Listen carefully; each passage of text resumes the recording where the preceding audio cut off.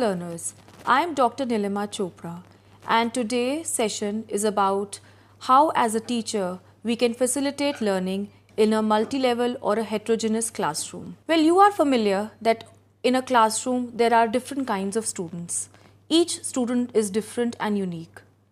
There might be some students in your classroom which take less time to learn a topic or a subject, while there are other students which take more time to learn the same topic or the subject.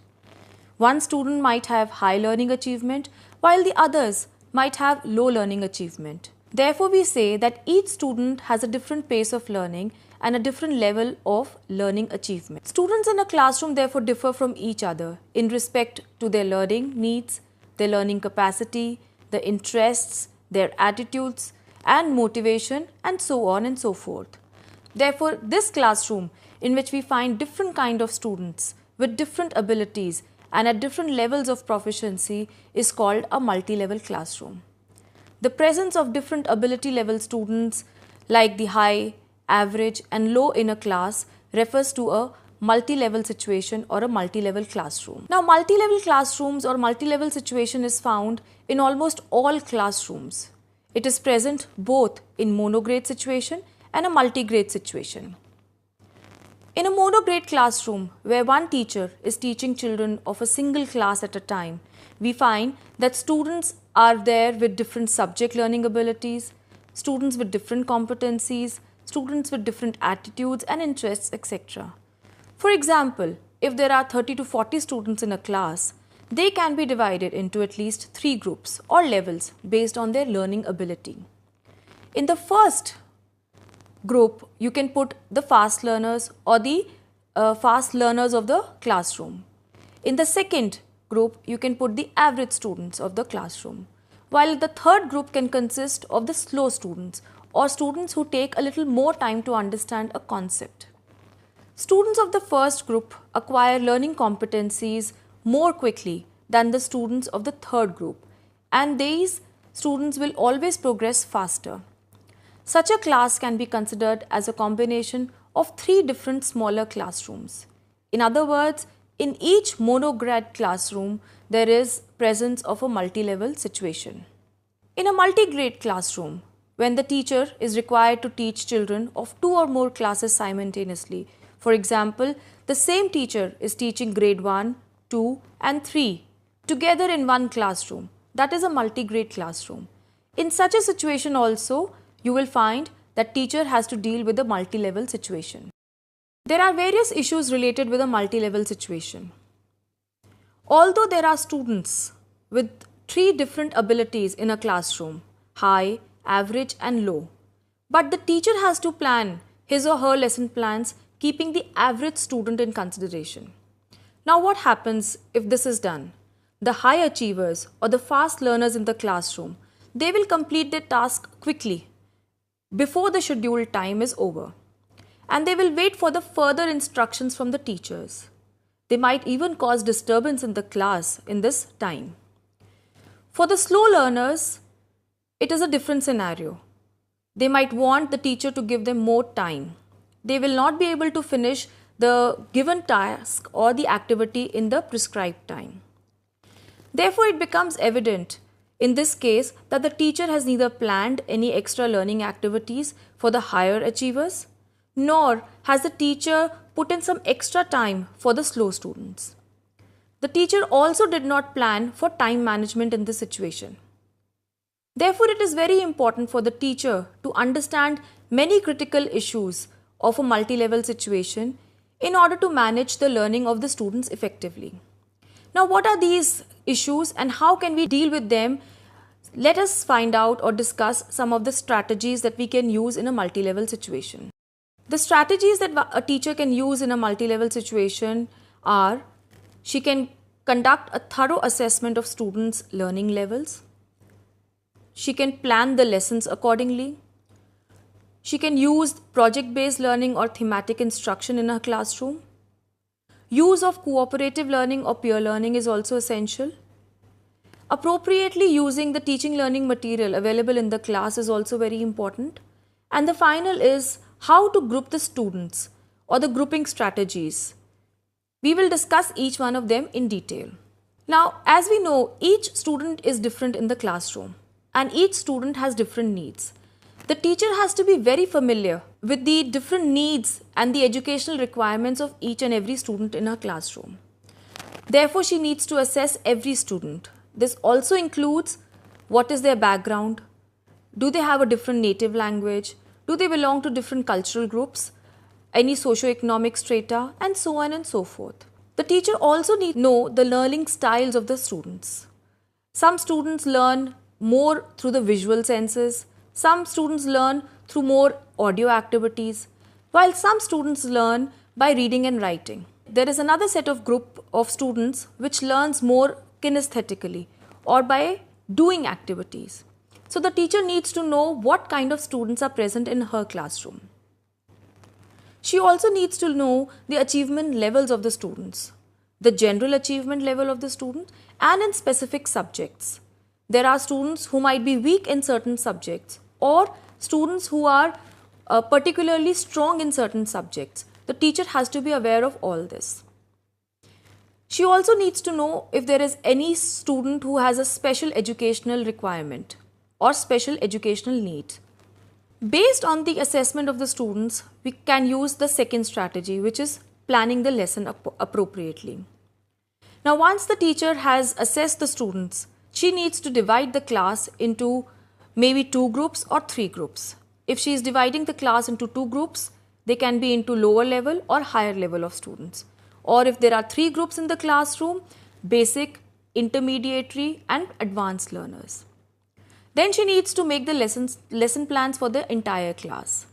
Now, this lesson plan can be planned according to a central theme or a topic of the curriculum. Once she has made the lesson plan, she needs to identify different objectives for different levels of students in the classroom. Therefore, developing 2 or 3 parallel objectives for your lesson plans is an important aspect of a multi-level classroom. Now let us consider an example. The teacher is teaching the topic of animal habitats and their adaptive features in the classroom. She needs to divide the students into 2 groups on the basis of their ability and proficiency level. The group 1 can be the basic level of students or the lower level of students, and group 2 is the advanced or the higher level of students. Now she needs to plan 2 different sets of objectives for these groups. For the first group, the students can be asked to identify 3 or 4 different animals, match them with their habitats, and identify one main adaptive feature of each animal. While for the group 2, which is the advanced group, the teacher can ask or plan to identify habitats and adaptive features of 7 to 8 different kinds of animals. The students will then be required to relate the adaptive features of these animals with conditions of the habitat that they live in. So you see how we can plan 2 different objectives for the same classroom depending on the group level. In the slide shown on your screen, we can see how the teacher can manage the classroom for doing this particular activity. The concept can be explained to the whole class together. She can talk about the habitats of the animals and the adaptive features.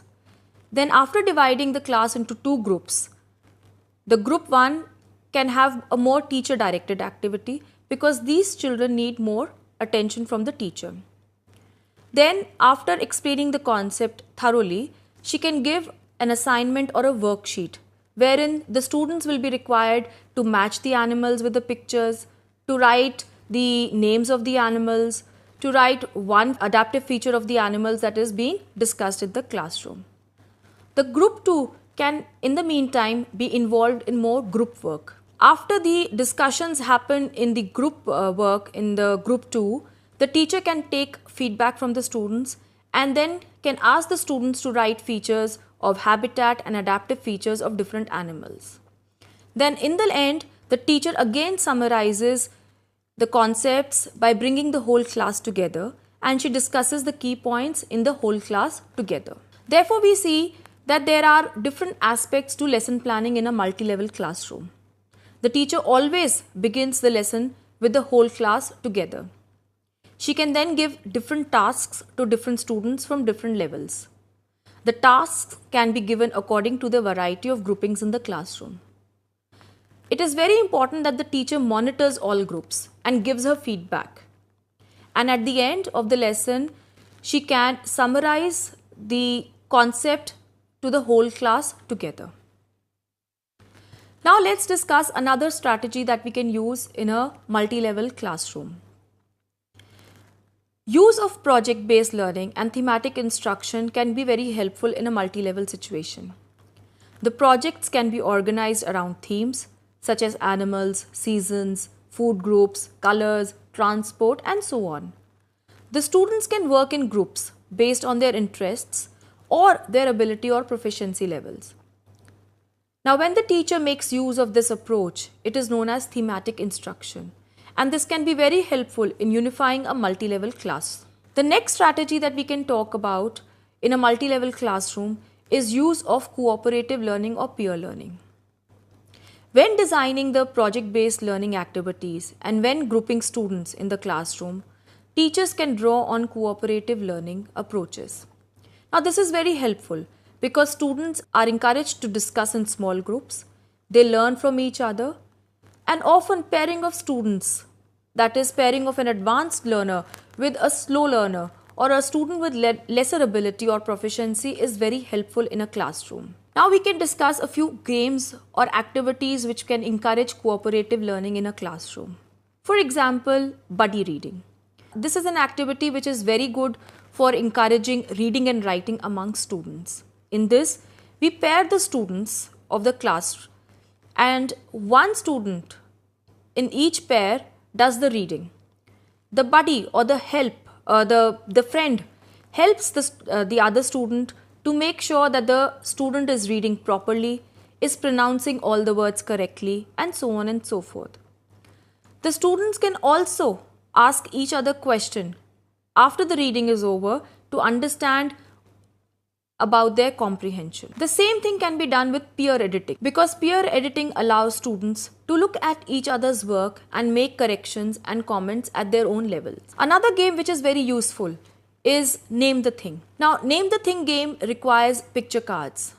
There are 2 picture cards for each items. For example, you can have 2 picture cards of cars, of computers, of a toothbrush, and so on. Now, one set of the cards are displayed on the table. The other set of the cards is with one of the students. The student gives clues or gives references for the picture that he or she is holding. And the other students have to guess this particular thing or the object that the student is giving clues on. The other students are also encouraged to ask questions, to narrow down their choices and to pick the correct matching picture. So all these activities can encourage the students to share, to discuss and make use of the peer learning concept. The next strategy that we are going to discuss related to the multi-level classroom is using appropriate teaching learning materials. Now, the use of appropriate TLMs helps the teacher in effective management of teaching learning in a multi-level situation. It keeps all students meaningfully involved and engaged. It also helps the students to understand difficult concepts because it is providing concrete experiences to the students. It attracts students' attention towards the lesson. It facilitates the group learning and self-learning, and it also helps in stimulating discussions amongst groups. Now, what kind of TLMs should be used by the teacher? Generally, the TLMs should be open-ended material. Open-ended means the students can use them for different activities. And once the students use these same materials for different activities, it encourages a lot of discussion. There should also be a variety of material available in the classroom, which support independent study, which encourages self-directed learning. And these TLMs should encourage that the students learn on their own, and they should be less teacher-centered, more interactive, and facilitate independent learning. The kind of TLMs used in multi-level teachings are dice, picture cards, flashcards.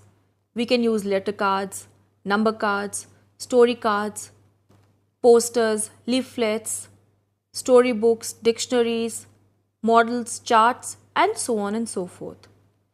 Apart from these, worksheets can also be prepared by the teacher, which can be used in a class which has a multi-level situation.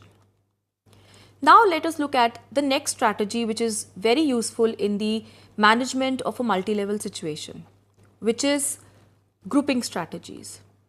Now grouping strategies there are different ways of grouping students in a classroom.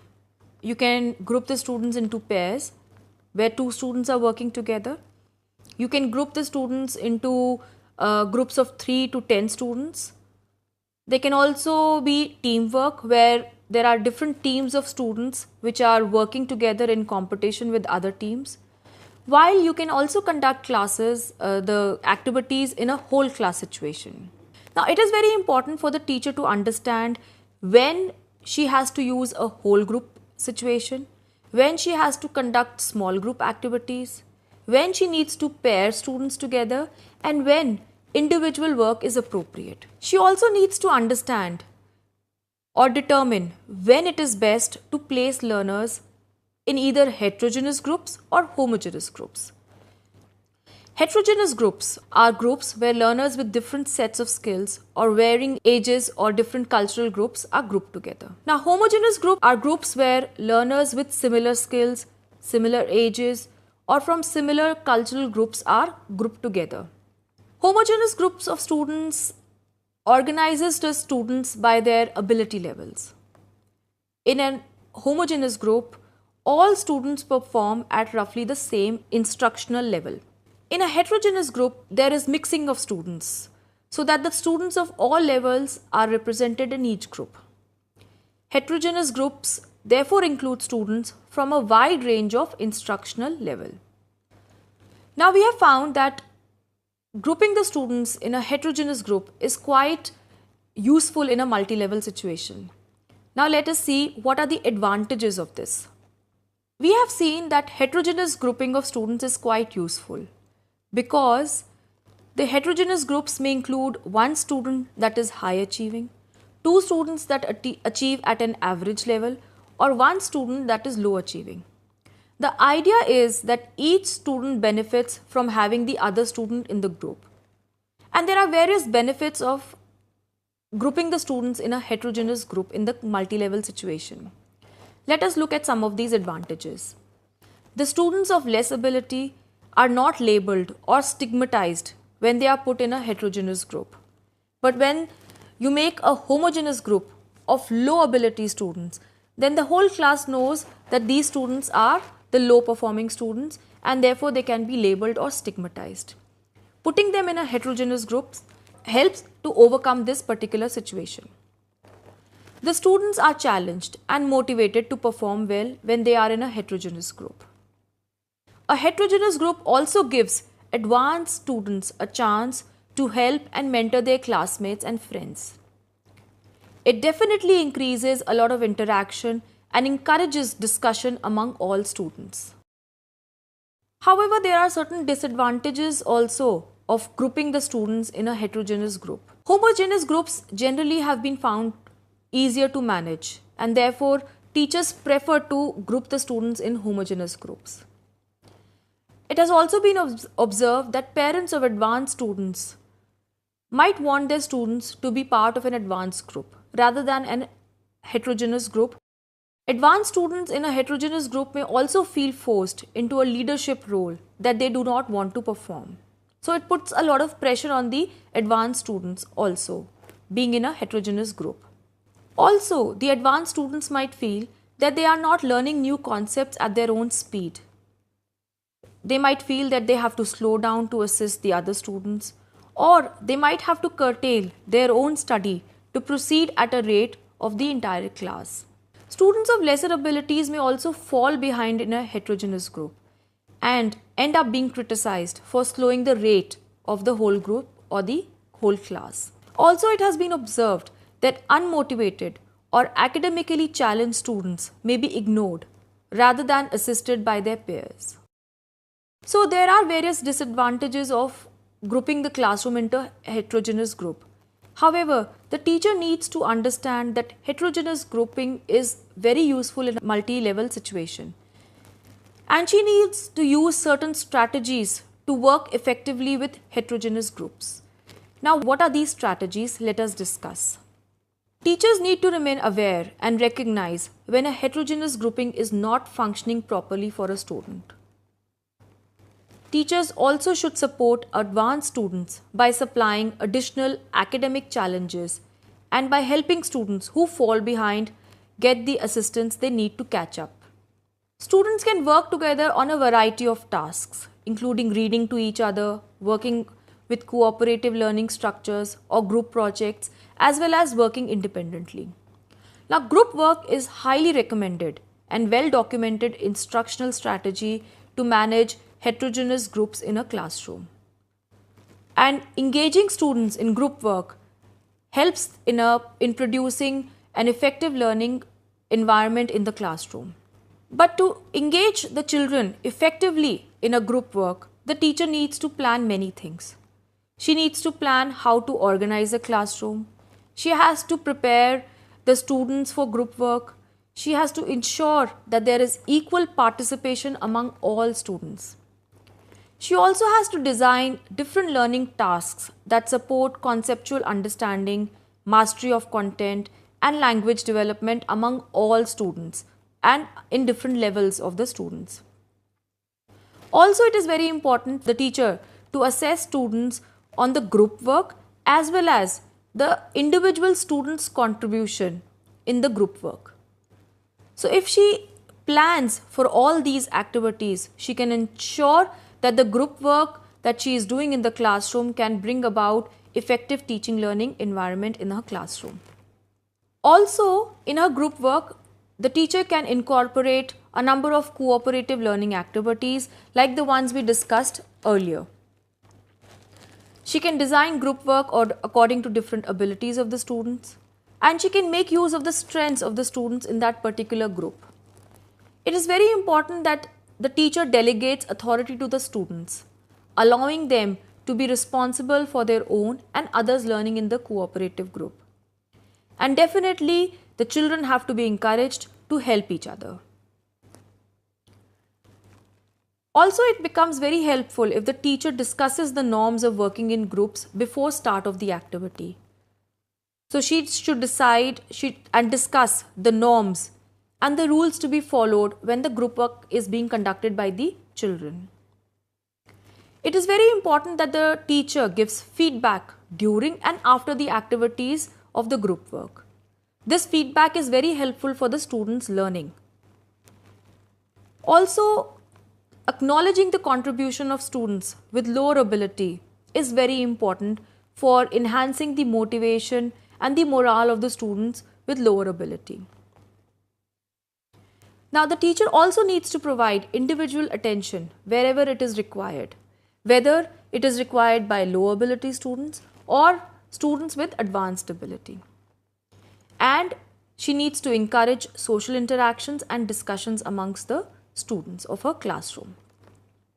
Assessment also forms a very important aspect of group work and heterogeneous groups. Students should know in advance what is the criteria for their assessment. So the teacher needs to discuss what are the various ways in which she will assess them and what is she exactly looking for, what is the criteria for her assessing the particular activity that the students are doing. Also, the teacher needs to measure both content, the key ideas, the application of the idea. She also needs to look at the process while they were conducting the group work in the heterogeneous group. For example, were they able to use different personal experiences? Did they use a variety of perspectives? Did they use multi-ability skills and inter and intrapersonal skills while achieving the objective of the group activity? And as previously mentioned, these assessments need to be done individually as well as for the group. Another very important aspect of multi-level classroom is use of multiple intelligence theory. Now, the teacher can manage heterogeneous groups of students or a multi-level classroom by understanding their preferred ways of learning. The teacher can draw on the multiple intelligence theory to understand the different ways that students learn and demonstrate proficiency and group the students accordingly. Now, what is this multiple intelligence theory? Howard Gardner gave this theory of multiple intelligence. And he said that students or children or adults learn in different ways. They have different kinds of intelligences. Let's look at these different kinds of intelligences separately. Linguistic intelligence is the intelligence which is reflected in the ability to use language effectively, to express or communicate through written or spoken word. Now, people with good linguistic intelligence are generally poets, writers, orators, and comedians. They are very good at songwriting, writing debates, speeches, and they are good orators. Logical mathematical intelligence is basically the ability to recognize relationships and patterns, to think logically, calculate numbers, solve problems scientifically and systematically. And generally, it is found in mathematicians, economists, lawyers, and scientists. And these people are generally good at analyzing data, asking logical questions, playing strategy games like chess, and so on and so forth. The third type of intelligence is the visual spatial intelligence. Now, these people generally tend to think in images. They orient oneself spatially, graphically represent visual and spatial ideas. And they are very good artists, decorators, architects, pilots, surveyors, and so on and so forth. The fourth type of intelligence is bodily kinesthetic intelligence. And this type of intelligence is reflected in the ability to use one's own body skillfully. And generally, it is found amongst dancers, actors, athletes, and sculptors. The next intelligence is the musical intelligence. And this intelligence is reflected in the ability to appreciate a variety of musical forms, use music as a vehicle of expression, understand rhythm, melody, and pitch. And generally, singers, musicians, and composers have high scores on musical intelligence. The next form of intelligence that Howard Gardner gave was interpersonal or social intelligence. Now, when we say interpersonal intelligence, it is reflected in the ability to listen effectively and respond to others, to work in groups, to understand their feelings, and generally, salespeople, politicians, religious leaders, talk show hosts are found to be very good in interpersonal or social intelligence. The next intelligence that Howard Gardner has talked about is the intrapersonal intelligence.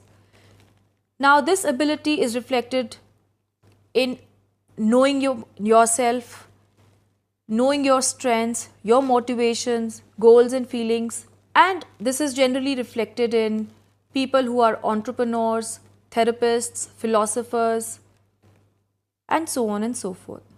Now, the last type of intelligence that Howard Gardner has talked about is naturalistic intelligence. In this intelligence, people have the ability to identify and classify the components that make up the environment. And you will find that botanists, zoologists, farmers, they are very good and they have good scores on naturalistic intelligence. So, how can I use multiple intelligence in my heterogeneous or a multi-level classroom? Well, as a teacher, I can use the concept of multiple intelligence by planning different kinds of activities. Activities which cater to the visuals aspect of the multiple intelligence, which caters to the musical aspect of the multiple intelligence, which involves a lot of kinesthetics, going outdoors. Therefore, when I use these different kinds of intelligences, I am catering to the different intelligence or the different levels of intelligence that are found in my classroom in a multi-level setup or a heterogeneous group. Today's discussion was about multi-level classrooms or managing heterogeneous groups in my classroom. It is very important for the teacher to observe what each learner can do in order to plan for her learning and teaching in the classroom. She needs to individually assess each student's needs and she needs to identify them before imparting the teaching learning in the classroom. She needs to provide a variety of learning tasks representing the multiple intelligences and allowing for student choice. A teacher also needs to plan open-ended tasks that can offer different developmentally and culturally appropriate challenges for a range of students. It is very important that the teacher allows flexibility with flexible timelines in a multi-level setup.